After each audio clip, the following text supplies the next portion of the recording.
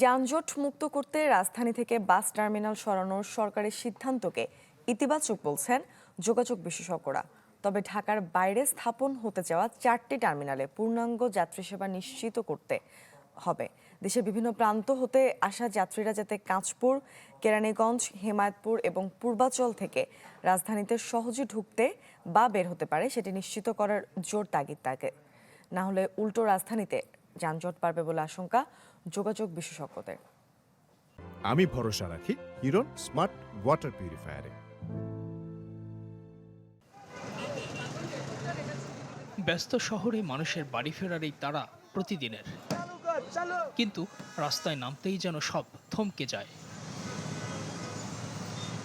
রাজধানীর মহাখালীর ব্যস্ত রাস্তার দুপাশে সারিবদ্ধভাবে দাঁড় করিয়ে রাখা দূরপাল্লার গাড়ি, কোথাও কোথাও মাঝ রাস্তায় গাড়ি থামিয়ে তোলা হচ্ছে যাত্রী। ঢাকার গাবতলী, সায়দাবাদ ও ফুলবাড়িয়া বাস টার্মিনালেও একই চিত্র।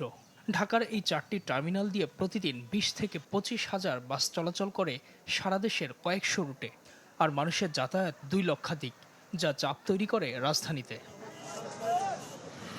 তাই টার্মিনাল কেন্দ্রিক যানজটে দীর্ঘদিন ধরে নাকাল রাজধানীবাসীকে স্বস্তি দিতে ঢাকার বাইরে স্থানান্তরের পরিকল্পনার কথা জানায় সরকার।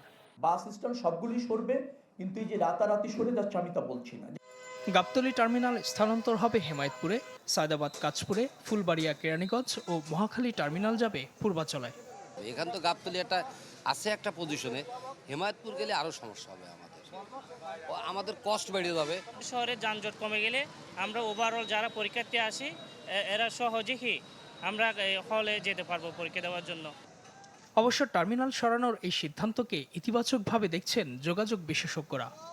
ইন্টার ডিস্ট্রিক্ট বাস টার্মিনালটা আছে, এটাকে শহর থেকে দূরে নিয়ে ভেতরে যে থেকে যাবে পুরনোটা, এটাকে ইন্ট্রাসিটি বা সিটি বাস টার্মিনাল করে ফেললে কিছুটা উপযোগিতা পাওয়া যাবে।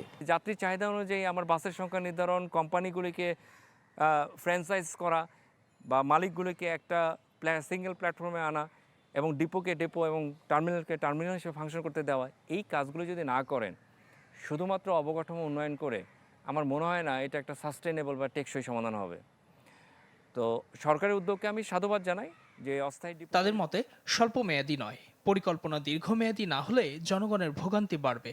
এজন্য ঢাকার বাইরের টার্মিনাল ঘিরে পরিকল্পিত যোগাযোগ হাব তৈরির পরামর্শ তাদের।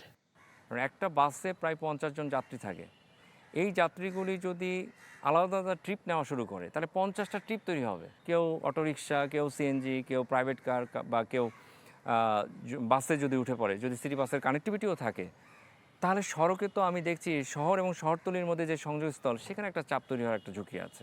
সিটির ফিডার বাস থাকে টার্মিনাল ভিত্তিক, এবং টার্মিনালে উঠানামার জন্য এই ফিডারগুলি যদি ব্যবহার হয়, ছোট ছোট গাড়ি বাড়বে না। আমি যদি এই সমন্বয়টা না করি, ছোট ছোট গাড়ি বেড়ে যানজটের কিন্তু এটা একটা বড় নিয়ামক হবে, অর্থাৎ হিতে বিপরীত হবে। একই সাথে ঢাকার ইনার ও আউটার সার্কুলার রোডে সংযোগ ঘটানোর পাশাপাশি মানসম্মত গণপরিবহন নামানোর পরামর্শ দেন এই যোগাযোগ বিশেষজ্ঞরা।